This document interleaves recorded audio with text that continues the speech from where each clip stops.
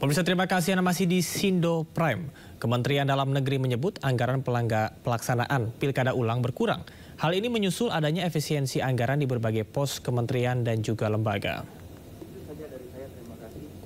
Dalam rapat bersama Komisi 2 DPR RI Senin kemarin, Mendagri Tito Karnavian menyebut alokasi anggaran pemungutan suara ulang hasil sengketa Pilkada 2024 mencapai 719 miliar rupiah. Jumlah ini turun dari perkiraan sebelumnya yang mencapai 1 triliun rupiah. Tito menyebut jumlah itu dialokasikan kepada 4 institusi penyelenggara maupun lembaga yang terlibat pelaksanaan PSU, mulai dari KPU, Bawaslu, Polri, dan juga TNI. Tito meminta kepada KPU dan juga Bawaslu untuk melakukan efisiensi dalam alokasi anggaran pilkada ulang. Ada 24 daerah yang menggelar PSU yang terbagi dalam 4 klaster, mulai dari 22 Maret hingga 24 Mei 2025. Dari KPUD, ini kebutuhan anggarannya 429 miliar, kemudian atau 59% lebih. Total Bawaslu dari 24 Pemda hasil putusan MK ini, ya PSU ya, ini Bawaslu-nya 158 miliar, TNI-nya 38 miliar, Polri 91 miliar. Jadi totalnya 719 miliar. Ini kami kira turun dari perkiraan rapat yang lalu, lebih kurang 1 triliun lebih, karena adanya upaya untuk melakukan efisiensi tersebut. Mahkamah Konstitusi memerintahkan pemungutan suara ulang di 24 daerah lainnya, dan berikut daftar daerah yang melakukan pemungutan suara ulang.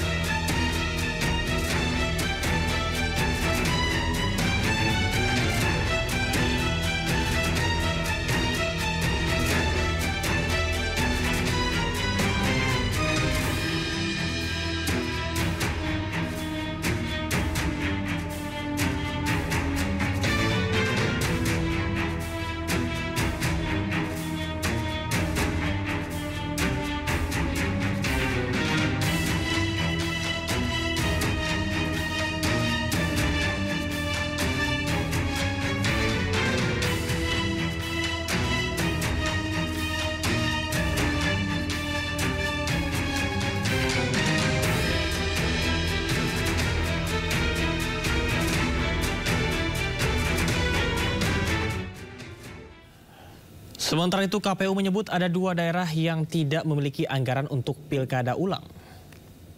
Jadi prinsipnya total dari 24 kabupaten kota itu hanya tinggal tersisa 2 kabupaten yang belum tersedia anggarannya oleh pemerintah daerah setempat, yaitu Kabupaten Pasaman dan KPU Kabupaten Boven. Seandainya belum tersedia anggaran tentu akan kami sampaikan kepada pihak dari pemerintah pusat, terutama dari Kementerian Dalam Negeri. Pemirsa, sebanyak 2 dari 24 daerah yang akan menggelar pemungutan suara ulang Pilkada 2024 disebut belum memiliki anggaran. Seperti apa antisipasinya dan bagaimanakah persiapan pemungutan suara ulang secara keseluruhan? Kami akan membahasnya bersama anggota Komisi Pemilihan Umum Idam Holik. Selamat malam Mas Idam.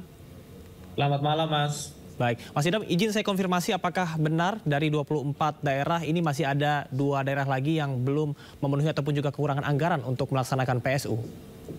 Apa yang disampaikan oleh rekan kami pada saat rapat dengar pendapat di Komisi 2 DPR RI itu benar, dan kami perintahkan kepada rekan-rekan kami di daerah agar aktif berkomunikasi dengan pihak pemerintah daerah termasuk juga KPU Provinsi agar aktif berkomunikasi dengan Pemprovnya masing-masing sehingga nanti akan ditemukan solusi terbaik karena tahapan terus berjalan dan kami yakin pada waktunya anggaran yang dibutuhkan tersebut akan terpenuhi. Saat ini teman-teman kami sedang melakukan komunikasi intens agar anggaran tersebut lekas terpenuhi. Baik, apakah benar bahwasanya pilkada ulang ini akan diambil dari anggaran pendidikan dan juga kesehatan, mengingat masyarakat juga concern terkait dengan hal ini, Mas Idam? Terkait dengan pertanyaan tersebut, tentunya kami tidak punya kapasitas untuk menjawab karena hal tersebut merupakan kewenangan pemerintah, dalam hal ini pemerintah daerah, dan kami yakin pemerintah daerah dalam mengalokasikan uang untuk tujuan pelaksanaan pemungutan suara ulang, tindak lanjut putusan Mahkamah Konstitusi pasti dengan pendekatan kebijakan yang sangat arif dalam artian memperhatikan semua aspek. Baik, karena pelaksanaan PSU itu wajib dilaksanakan dan sebagaimana Undang-Undang Pemilihan mengatur bahwa yang membiayai pembiayaan PSU itu adalah bersumber dari APBD Pemda setempat atau bisa dibantu oleh APBN. Oke, baik, dari 2 kabupaten ini saya izin konfirmasi, Kabupaten Pasaman dan juga Kabupaten Bovendigul, betul? Ya, nah, sebagaimana yang disampaikan di dalam rapat dengar pendapat tersebut itu benar dan saat ini sedang terus dikomunikasikan. Baik, untuk sistematisasi nantinya pelaksanaan dari pemungutan suara ulang untuk Pilkada 2024 serentak, apa yang sudah dan juga sedang dilakukan oleh KPU saat ini, Mas Idam? Secara umum, pelaksanaan PSU itu diklasterkan atau diklasifikasi menjadi 2 jenis. Pertama, pemungutan suara ulang dengan tahapan pencalonan. Yang kedua, pemungutan suara ulang tanpa pencalonan. Berkaitan dengan pemungutan suara ulang dengan pencalonan, kemarin tanggal 10 Maret 2025 itu adalah batas hari terakhir partai politik pengusul pasangan calon ataupun calon yang terdiskualifikasi harus sudah mendaftarkan atau mengganti pasangan calonnya. Dari 11 daerah yang melaksanakan PSU atau pemungutan suara ulang dengan tahapan pencalonan, ada 1 kabupaten yang partai politik pengusulnya belum melakukan pendaftaran, yaitu Kabupaten Parigi Motong di Sulawesi Tengah, dan rencananya masa pendaftarannya akan diperpanjang. Selebihnya di 10 daerah, 9 kabupaten kota dan 1 provinsi, pasangan calonnya ataupun calonnya sudah didaftarkan ke KPU-nya masing-masing. Baik, artinya ada 1 daerah yang diperpanjang untuk pendaftaran ya Mas ya. Mas Idam, seperti yang Anda sampaikan tadi, karena KPU tidak memiliki wewenang untuk berbicara soal anggaran pendidikan dan juga kesehatan, kita akan simak informasi usulan dari anggota DPR untuk mengambil anggaran pemilu dari pos kesehatan atau pendidikan berikut ini. Ini barangkali saran saja Pak Menteri, artinya untuk meringankan beban pikiran Bapak mencari dana, memutuskan bagaimana memecahkan dana ini. Barangkali ada jalan lain Pak Menteri yang mungkin bisa ditempuh, yaitu memberikan kewenangan Pak, diskresi kepada daerah untuk menggunakan dana-dana wajib itu Pak. Misalnya untuk anggaran pendidikan yang 20%, anggaran untuk kesehatan yang 10%. Kalau daerah dibikin diskresi Pak untuk bisa mencubit sedikit menggunakan untuk KPU, barangkali bisa ringan. Saya kira namanya untuk kepentingan daerah Pak, ya saya kira tidak ada masalah. Apa bedanya dengan Impres 1 2025, ada efisiensi anggaran yang luar biasa, saya kira ini perlu dipertimbangkan. Sepanjang kalau memang bisa diatasi dengan kebijakan Pak Menteri yang terakhir ini, saya kira tidak ada masalah Pak. Itu hanya saran saja. Baik, kita akan kembali lanjutkan dialog bersama dengan Mas Idam Holik. Mas Idam, melihat dari apa yang tadi disampaikan oleh DPR, kemudian juga ada usulan untuk menggunakan anggaran pendidikan serta kesehatan. Serta dari KPU dan juga Bawaslu ini diimbau oleh Mendagri Tito Karnavian untuk bisa mengefisiensikan anggaran. Apakah 700 miliar tersebut sudah cukup efisien atau masih bisa diefisienkan kembali?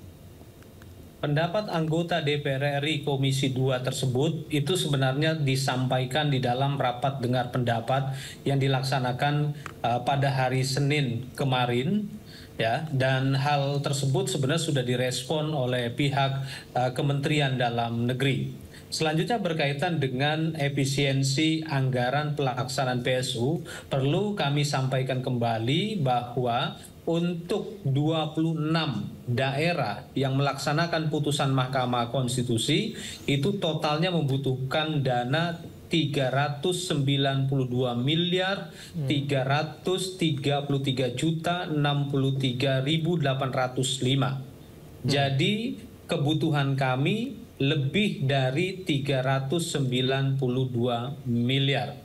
Berkenaan dengan tadi yang telah ditampilkan dalam tayangan lebih dari 700 miliar itu sebenarnya termasuk anggaran pilkada ulang di dua daerah, yaitu Kota Pangkal Pinang dan Kabupaten Bangka yang melaksanakan pilkada ulang di Provinsi Bangka Belitung. Jadi dengan demikian anggaran lebih dari 700 miliar tersebut tidak sepenuhnya untuk PSU. Di sana termasuk penyelenggaraan pilkada ulang. Karena kemarin berdasarkan hasil perolehan suara, pasangan calon tunggal tidak memperoleh suara lebih dari 50%. Seperti itu. Baik, Mas Idam, beberapa daerah kan juga diimbau untuk memanfaatkan dana NPHD Pilkada 2024 untuk bisa mendanai PSU. Sejauh ini bagaimana situasi dan kondisi di berbagai daerah secara umum untuk dana sisa tersebut? Sebagaimana yang tadi telah ditayangkan, secara umum rekan-rekan kami di daerah itu telah melaksanakan NPHD untuk kepentingan pelaksanaan pemungutan suara ulang tindak lanjut putusan Mahkamah Konstitusi. Tinggal 2 daerah lagi, yaitu Kabupaten Pasaman dan Kabupaten Bovendigul di Papua Selatan.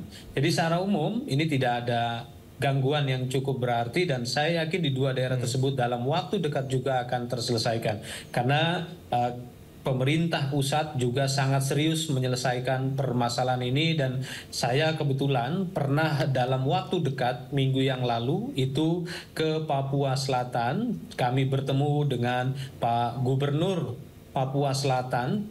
Beliau menyampaikan akan segera menyelesaikan persoalan kebutuhan pendanaan ini. Begitu juga informasi yang kami peroleh dari Sumatera Barat berkenaan dengan Kabupaten Pasaman, insya Allah juga nanti akan ada solusinya. Baik, optimisme dari KPU sangat kita apresiasi dan mudah-mudahan harapan kita bersama bahwasanya 2 daerah tersisa tersebut ini bisa segera memenuhi dan juga bisa menjalankan hasil ataupun juga PSU secara menyeluruh. Terima kasih Mas Idam Holik atas waktu dan juga informasinya pada malam hari ini di Sendo Prime. Selamat beristirahat. Selamat malam.